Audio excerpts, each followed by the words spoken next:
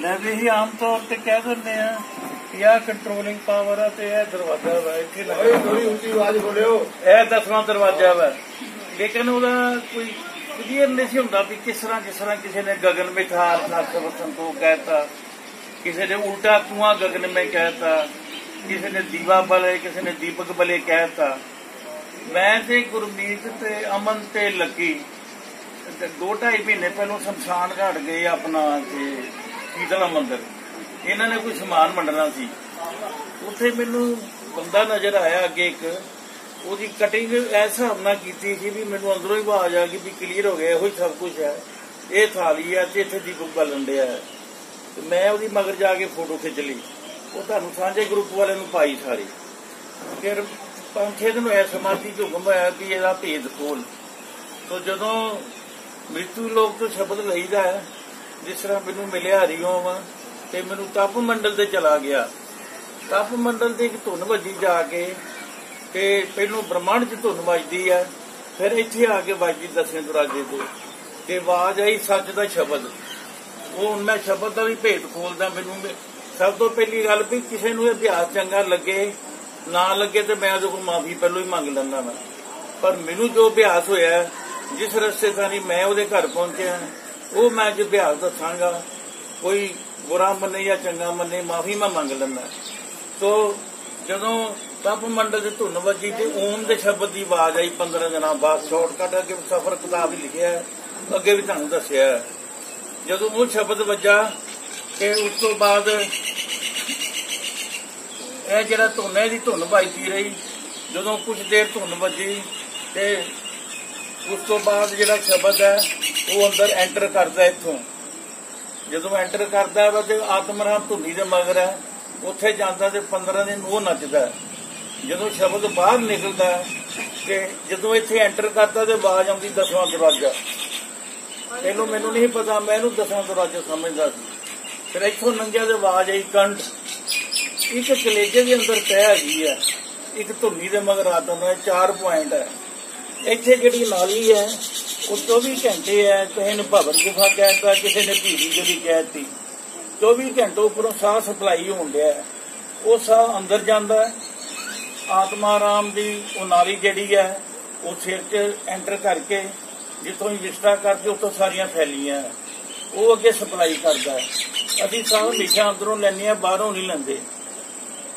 तो उस तो बाद जदों ये बाहर निकलिया ओम दा शब्द ते इत्थे हड्डी है जिहड़ी है, इत्थे लेख लिखे है जिस तरह ECG होई हुंदी है, बैजो भी करोना जिस तरह ग्राफ्टिंग होई हुंदी है उहदे हिसाब नाल। फिर ओम दी धुन वज गई, शब्द रूह ते धुन इक्को ही हो गए। रूह जिहड़ी है वो शब्द च समा गई। जदों धुन वजदी है उदों ओम दी वजदी है। तो वजन तो बाद इत्थों आवाज आई दीपक। यह दीपक है, यह प्लेट है, यह जिहड़ा जिन्हों असीं वड्डा दिमाग कह दिंदे आ, यह बैक साइड है सिर दी। तो यह प्लेट है, यह जिहड़ा यह दीपक बनन दिया है, इहदे विच पानी है, इहदे विच रूह आऊं खड़ी है। जदों असीं दीवा बालदे हैं साइड ते बालदे हैं ते रूह नजर आंदी उपरों थल्लियों गोल।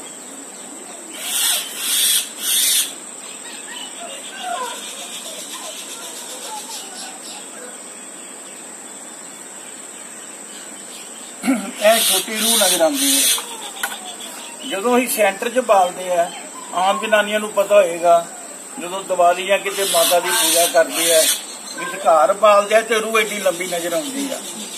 तो जिस तरह यह विचकार साइड है, यह अगली साइड है। जदों इत्थों रूह नजर आई तो उदों एडी नजर आई। उदों ये बोली मैं सुप्रीम है, मैं शरीर नूं चलाउंदी है, 5 तत्त दा शरीर हो जाड़ा ते मैं सुप्रीम है। इनू कहते हंकार खत्म हो जाना, पर सूक्ष्म हंकार रह जाना। तो दीपक नजर आया। हुण जिहड़ी आम दीवा बलदा उहदे ते हथ रखो तो तुहाडा हथ छड्डदा, पर जदों ये नजर आया तो शांति हो गई, चारे पासे शांति हो गई, ते जिस तरह बंदे नूं ठंड पै जांदी है। फिर ओम दी धुन वजदी रही। कुछ देर बाद इत्थों आवाज आई अमृत कुंड। रूह इतना ही जगन दी है।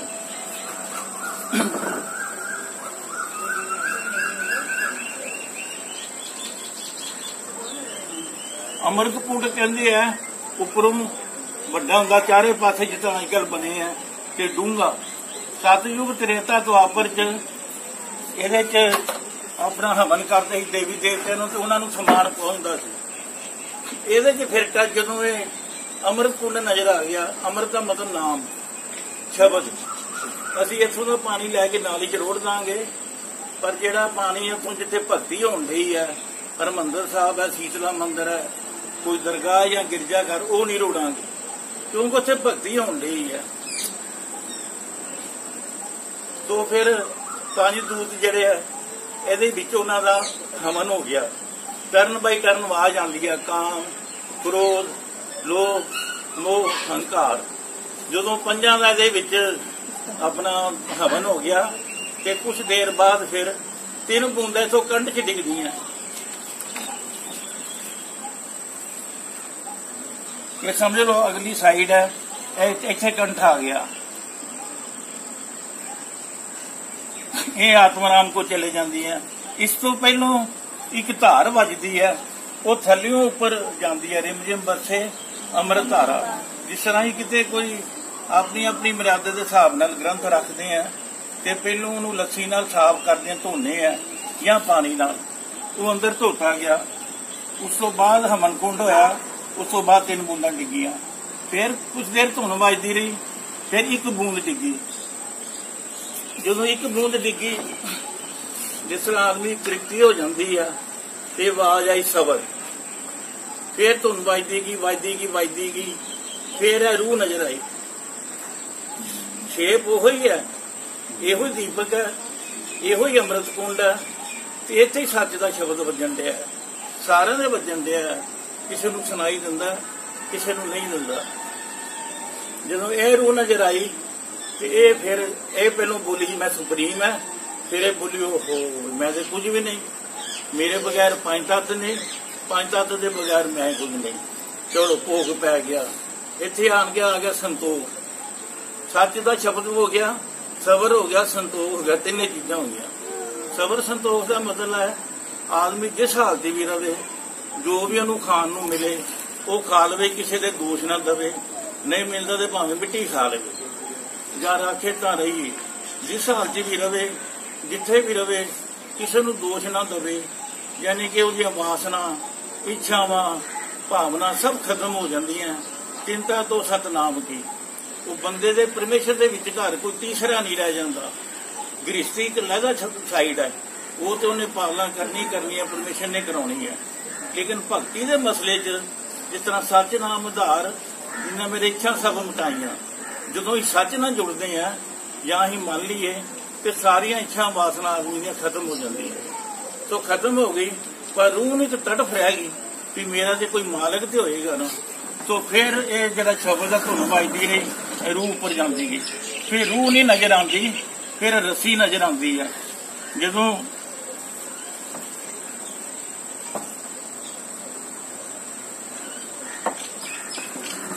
प्रकाश है, जो इत्थे रूह मिलती है तो शब्द परे हो जाता, शब्द मिलावनार, शब्द ही परमात्मा ना, तो उसके अंदर एंटर करती है तो उन्होंने आवाज आती अंदरों प्रकाश चो कि कर्म कर ते फल की इच्छा न रखी ते कुछ बनी ना। फिर मैं उसका कुत्ता बन के कर्म करन लग पिया कि कुत्ते की कोई जात नहीं होंगी। साई धर्म की है, इस तरह गुरुआं फकरां फकीरां ने अपनियां जानां वारतियां, किल ठकोए, पुठियां खन्ना लवाइयां, परिवार वारते, पर उन्होंने किसी को दोष नहीं दिता। सो किसी ने कीता होया कर्म, दया, उसकी स्वार्थ ना होना, मतलब ना होना, कोई इच्छा ना होनी, वो धर्म है। हिंदू मुसलमान सिख ईसाई कोई धर्म नहीं है, ये कौमां नहीं है। धर्म जिहड़ा जात पात तो उपर उठ के है। जिस तरह 10वें पातशाह ने 5 खालसा बनाए सी, खालसा मतलब अंदरों बाहरों शुद्ध, उन्होंने जिन्हां दी भी सेवा की जां कोई कीता स्वार्थ तो बगैर कीता। गुरु साहिबान की कोई पंडितां नाल जात नहीं सी रलदी, यीशु मसीह साहब की कोई जात नहीं सी रलदी, शिरडी वाले साईं बाबा की कोई जात नहीं सी रलदी, पर उन्होंने लोगों पिछे अपनी जान दे दी, लोगों का भला किया।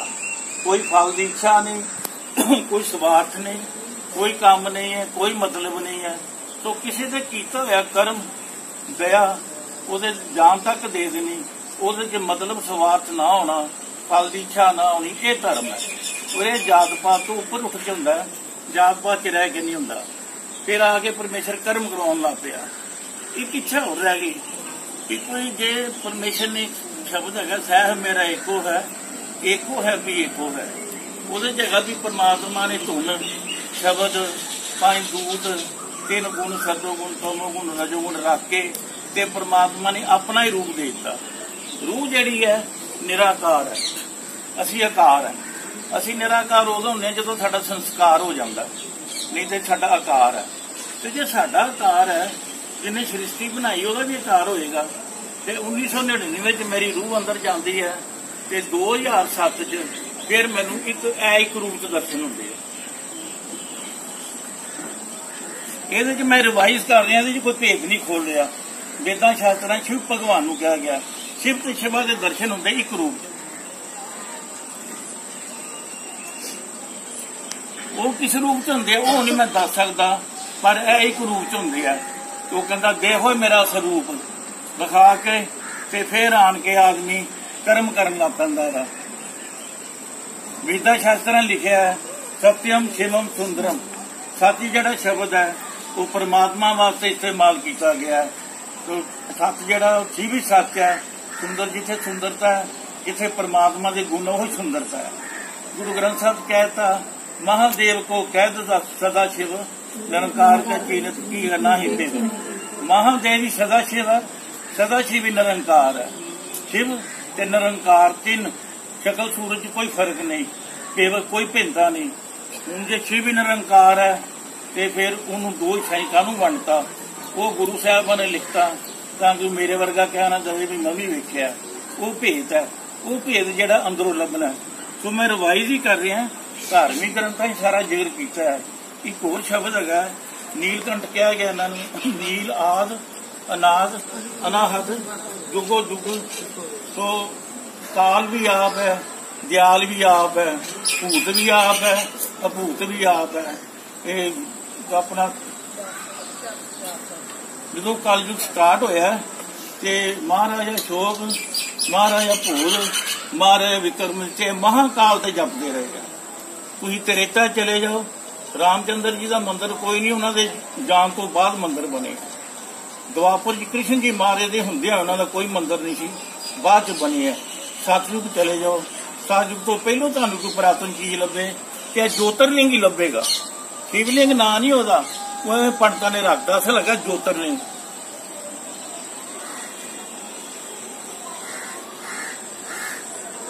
ना इहदा जितना ही वो बनाया अपना साइन, यह ब्रह्मांड है, ना उपर आदंत है ना थले आदंत है।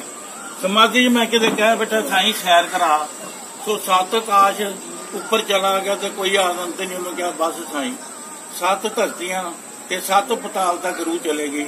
फिर उन्होंने कहा नहीं साई रूह भी थक जाती है, तो वह कोई आदंत नहीं है। बई ये शिव ते शिवा जिहड़ा वा देव शिवा और मोहे एक रूप च नजर आ जाता। हुण असी रूह अपनी जिहड़ी है ये सुख मंगती है। कदी असीं इहनूं विआह दा सुख दे दिंदे आ, कदी बच्चों का सुख लभदी है, कदी टीवी चों सुख लभदी है, टैंपरेरी सुख लभदी है जिहदे मगर दुख है। तो जिन्नी देर असीं अपने आप नूं नहीं पहचानते, आत्मा अपने आप नूं नहीं वेखदी, उन्नी देर परमानेंट आनंद नहीं आउंदा। नहीं तो मेरा मन करदा मन ही जोत है, कहे नानक मन तू जोत रूप अपना मूल पहचान। मैनू नहीं बुलाना, मेरा मन करदा मैनू ईर्खा करनी है, मेरा मन करदा ये बंदा मैनू चंगा नहीं लगता। असी ऐसा लेप चाढ़ी जाने हैं, अपने अंदर गंद भर जाने हैं, तो ईर्खा ना फस जानी है, छड़ी जानी है। जिहड़ी अग वैसे लगती है बंदा या मर जाता या बच जाता। गर्भ की अग है, वो 9 महीने बाद बच्चा पैदा होता है, मरदा या जमदा वा। ईर्खा की एक ऐसी अग है जिहदे च आदमी 24 घंटे सड़ी जाता है। मैं इहदे ईर्खा करदा, इनू पता ही नहीं, मैं अपने अंदर ही सड़ी जाना। तो रूह नूं ईर्खा वाले पासे ला दिंदे आ, वो जमदी मरदी जाती है। ते जे असीं अंदर ध्यान हो के ਜਦੋਂ ਰੂਹ ਨੂੰ ਪਛਾਣਦੇ ਆ ਤੇ ਉਹ ਕਹਿੰਦੀ ਉਹ ਮੈਂ ਤੇ ਉਹਦਾ ਹੀ ਰੂਪ ਹੈ, ਉਹਨੂੰ ਪਰਮਾਨੈਂਟ ਆਨੰਦ ਆ ਜਾਂਦਾ ਹੈ। ਜਿਸ ਤਰ੍ਹਾਂ ਇਹ ਰੂਹ ਹੈ, ਪੌਲੀ ਪੌਲੀ ਪਿੱਛੇ ਆਪਣੀ ਔਰਤ ਨੂੰ ਤੰਗ ਕਰਨਾ, ਗਲਤ ਸੁਭਾਅ ਰੱਖਣਾ, ਕ੍ਰੋਧ ਸੁਭਾਅ ਰੱਖਣਾ, ਗੰਦਾ ਸੁਭਾਅ ਰੱਖਣਾ, ਸਭ ਨਾਲ ਲੜਨਾ, ਰੂਹ ਤੇ ਲੇਪ ਚੜਿਆ ਸੀ ਹੰਕਾਰ ਦਾ। ਜਦੋਂ ਕੋਈ ਸਹੀ ਟੀਚਰ ਮਿਲਿਆ, ਸਹੀ ਗਿਆਨ ਹੋਇਆ ਤੇ ਰੂਹ ਜਦੋਂ ਸਾਹਮਣੇ ਆਈ ਤੇ ਸਾਰੇ ਲੇਪ ਉਤਰ ਗਏ। ਪਰ ਹੁਣ ਮੈਨੂੰ ਨਾ ਜੰਮਣ ਦਾ ਫਿਕਰ ਹੈ ਨਾ ਮਰਨ ਦਾ। ਉਹ ਮਰੇਗਾ ਤੇ ਮੈਂ ਮਰਾਂਗਾ, ਕਿਉਂਕਿ ਮੈਂ ਨਹੀਂ ਮਰਨਾ। ਠੀਕ ਤੇ ਜਦੋਂ ਪ੍ਰਮਾਤਮਾ ਪਰਲੋ, 4 ਕਿਸਮ ਦੀ ਪਰਲੋ ਹੁੰਦੀ ਹੈ, ਨਿਤ ਪਰਲੋ।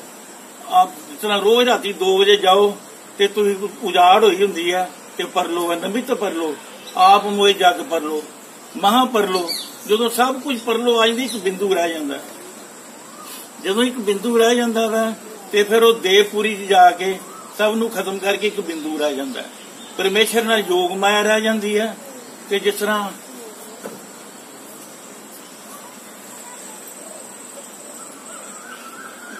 ਇੱਥੇ ਪਰਮੇਸ਼ਰ ਬੈਠਾ ਤੇ ਇਹ ਆਲੇ ਦੁਆਲੇ ਭਗਤ ਹੈ, ਇਹ ਨਾਲ ਯੋਗ ਮਾਇਆ। ਸੋ ਯੋਗ ਮਾਇਆ ਪਰਮੇਸ਼ਰ ਕਈ ਸਦੀਆਂ 'ਚ ਬੈਠੇ ਰਹਿੰਦੇ ਆ। ਫਿਰ ਯੋਗ ਮਾਇਆ ਜਿਹੜੀ ਹੈ ਓਮ 'ਚ ਐਂਟਰ ਕਰ ਜਾਂਦੀ ਹੈ। ਓਮ ਜਿਹੜਾ ਪਰਮਾਤਮਾ 'ਚ ਐਂਟਰ ਕਰ ਜਾਂਦਾ। ਫਿਰ ਓਮ ਦੀ ਜਗ੍ਹਾ ਉਹਦੀ ਧੁਨ ਵੱਜਦੀ ਹੈ। ਪਹਿਲੋਂ ਧੁਨ ਵੱਜਦੀ ਹੈ ਓਮ, ਫਿਰ ਵੱਜਦੀ ਓ। ਲੇਕਿਨ ਇੱਕ ਤੁਹਾਨੂੰ ਇਹ ਚੀਜ਼ ਦੱਸਣ ਲੱਗਾ ਜਿਹੜੀ ਤੁਸੀਂ ਕਿਤੇ ਨਹੀਂ ਪੜ੍ਹੀ, ਉਹਦਾ ਹੁਕਮ ਹੈ ਖੋਲ। ਭਗਤ ਨਹੀਂ ਮਰਦੇ, ਜਿਹੜਾ ਜੀਂਦੇ ਜੀ ਉਹਦੇ ਨਾਲ ਇੱਕ ਮਿੱਕ ਹੋ ਗਿਆ, ਉਹਦੇ ਰੌਂਡ ਤੇ ਰਹਿੰਦੇ ਆ, ਉਹ ਸਦਾ ਹੀ ਰਹਿੰਦੇ।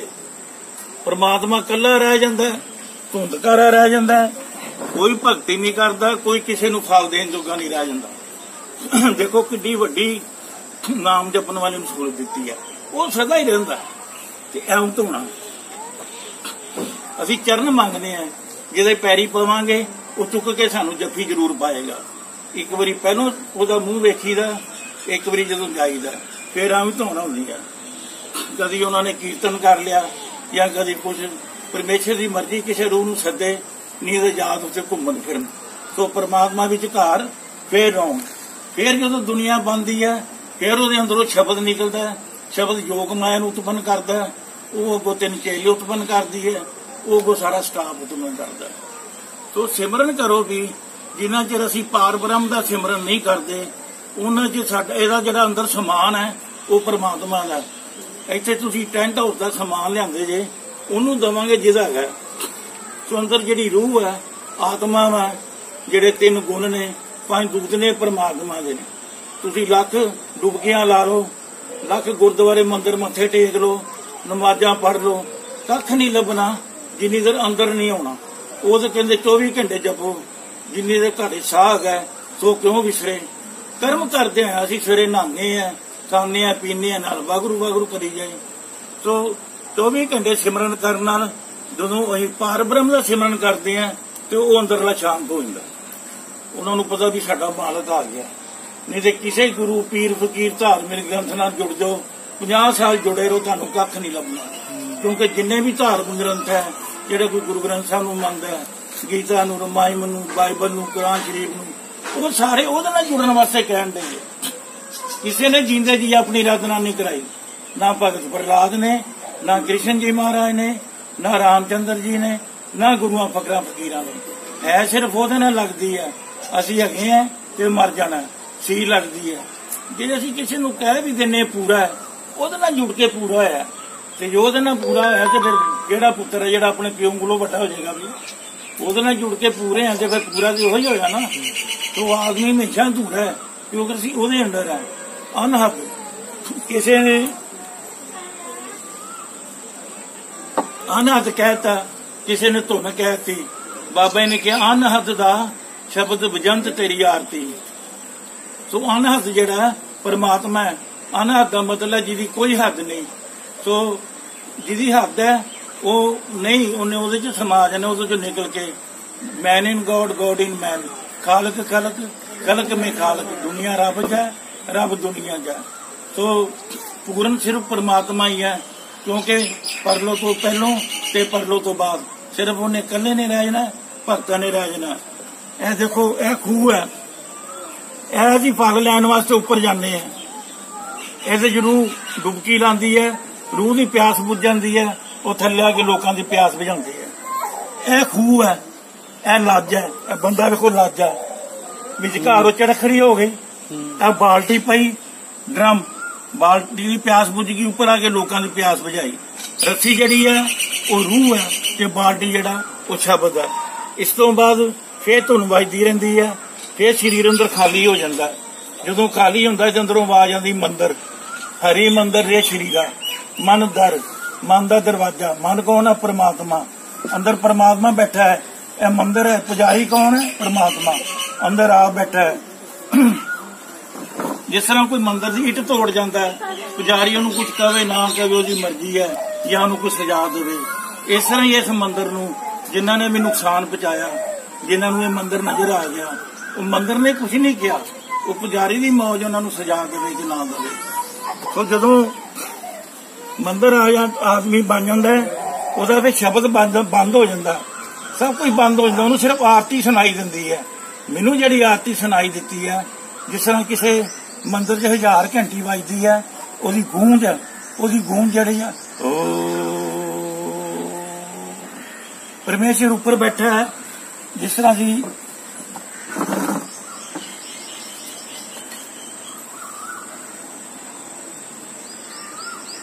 यार बजा करना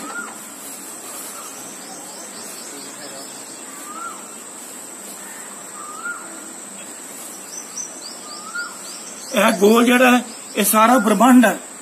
यह दीवा जगन दिया है, हुण दीवा सारे का जगन दिया है, ते परमात्मा इत्थे बैठा है, ते सता ऐ ही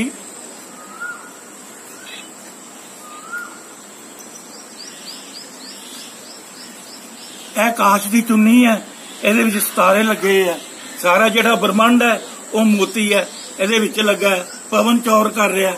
हुण जिथे भी कोई धार्मिक ग्रंथ है वो आरती दे उपर है, ते इत्थे वो चौर की इहनूं कहंदे आ भी जेहड़ा उपर लगा हुंदा चाननी, ते इहदे लिख रूहानी धुंड खेड़ है। इत्थे यह ब्रह्मांड सारा यह दीपक जलन दिया है, ते परमात्मा इत्थे नहीं बैठा, परमात्मा इत्थे है, वो अपनी समाधि बैठे है। सारे ब्रह्मांड जो आवाज ओ जिहदी होमे नहीं खत्म हुंदी, उहदे नाल एक मिक हुंदा, उस तो पहले ओम की आरती सुनाई जाती है, जो उसकी खत्म हो जाती है फिर ओ की आरती सुनाई देती है। ओ दा मतलब ओ कोई अखर नहीं है, वो मतलब ओ जे उन्हें कोई पंजाबी कहेगा वो है, वो कहेगा हिंदी च है वो है, वो कहेगा नहीं है वो है ना, वो आप ही है, ਉਹਦਾ ਭੇਦ ਖੋਲਦੇ ਆ, ਉਹਦਾ ਖੁੱਲਦਾ। ਸੋ ਜਦੋਂ ਆਰਤੀ ਹੁੰਦੀ ਹੈ ਉਸ ਤੋਂ ਬਾਅਦ ਭੋਗ ਪੈ ਜਾਂਦਾ। ਜਿਸ ਤਰ੍ਹਾਂ ਉਹਨੇ ਸਰੀਰ ਅੰਦਰ ਆਰਤੀ ਹੋਣ ਡਈ ਆ, ਇਹਦਾ ਭੋਗ ਪੈਣਾ ਵਾਲਾ ਰਹਿ ਗਿਆ, ਪਰ ਉਹਦਾ ਭੋਗ ਨਹੀਂ ਪੈਂਦਾ। ਉਹਦੇ ਪਰਲੋ ਤੋਂ ਬਾਅਦ ਵੀ ਉਹ 24 ਆਵਰ ਉਹਦੀ ਆਪਣੀ ਧੁਨ ਚ ਖੋ ਜਾਂਦਾ ਵਾ, ਤੇ ਨਾਲ ਉਹਦੇ ਭਗਤ ਰਹਿ ਜਾਂਦੇ ਆ। ਫਿਰ ਜਦੋਂ ਮਨ ਕਰਦਾ ਫਿਰ ਦੁਨੀਆ ਰਚਦਾ। ਇਹ ਪ੍ਰੈਕਟੀਕਲ ਅਭਿਆਸ ਤੁਹਾਨੂੰ ਦੱਸਦਾ ਵੀ ਜੇ ਕਿਸੇ ਕੋਲ ਕੋਈ ਗਲਤੀ ਹੋਈ ਤੇ ਮਾਫੀ ਦੇਣਾ। ठीक है,